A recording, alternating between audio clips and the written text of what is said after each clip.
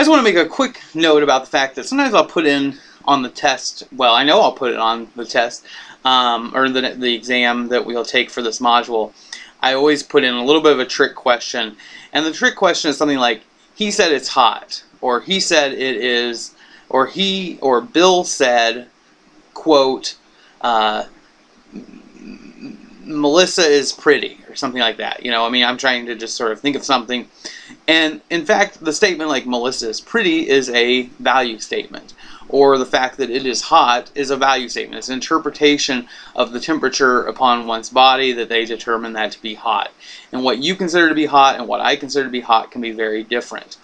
As a matter of fact, you know, value statements oftentimes can vary. You know, for example, you know, if I'm 6 foot tall, but by, you know, for a lot of people in certain groups they would consider me to be tall, but in other groups I'm short. I mean, I have a group of friends that when we hang out, which is not that much because we all live in different areas now, but when we all hang out, I'm the shortest of the group, and so, you know, I mean, by several inches. And so the case is that, you know, I mean, height is somewhat relative. Saying somebody is tall is relative.